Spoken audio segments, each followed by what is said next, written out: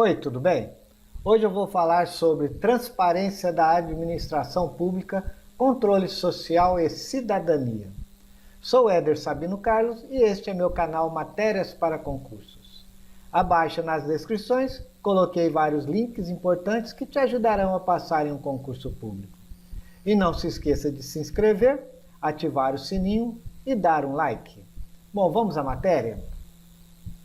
Transparência da administração pública, controle social e cidadania.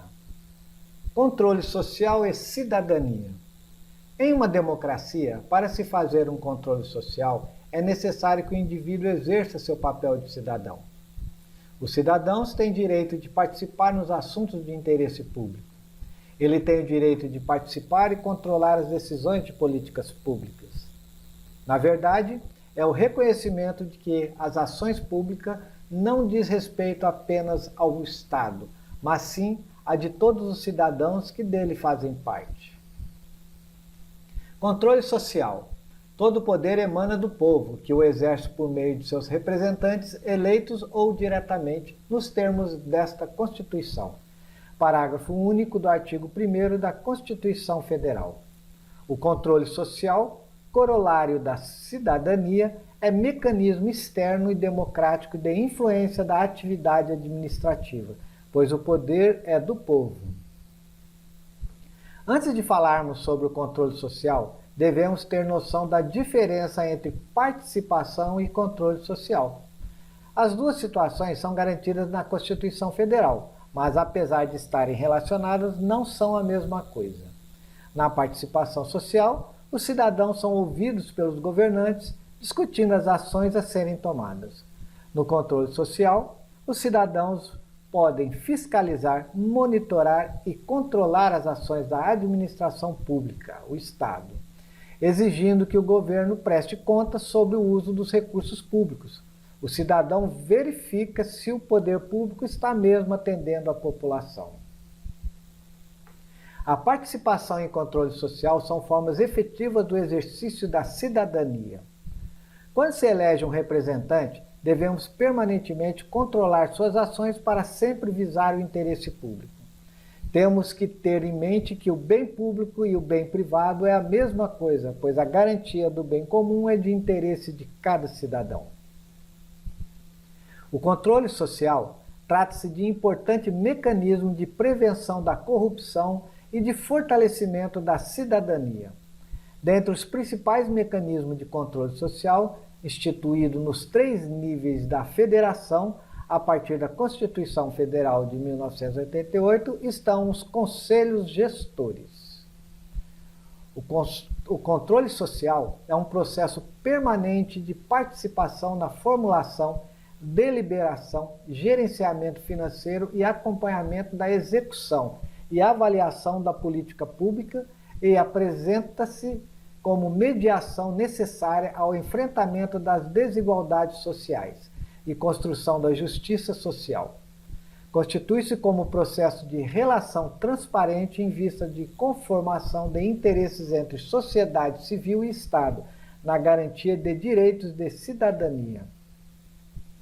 O controle pela sociedade, ou controle social, de forma ampla, deve ser entendido como uma parte do processo administrativo, pois, partindo da concepção de democracia representativa, o processo de planejamento, de execução e de controle administrativo do Estado poderia ser examinado como a seguinte sequência de etapas: anseios da sociedade, proposta do candidato gestor público, eleição, designação, planejamento, que é o PPA, LDO e LDA, e a execução, controle e atuação por vias democráticas.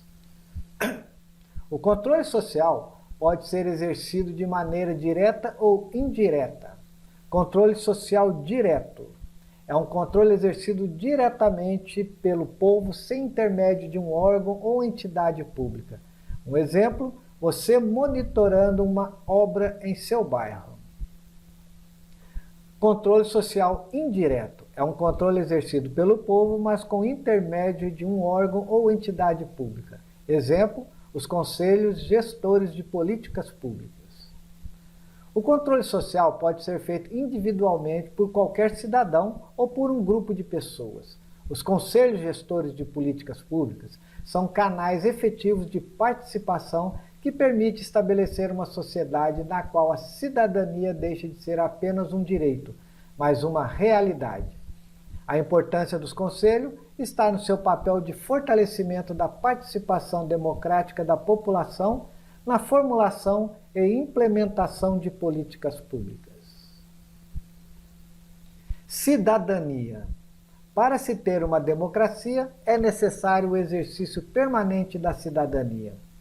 Exercer a cidadania plena é quando o cidadão tem direitos civis, políticos e sociais, ou seja, é a qualidade do cidadão de poder exercer o conjunto de direitos e liberdades políticas e socioeconômicas de seu país, estando sujeito a deveres que lhe são impostos.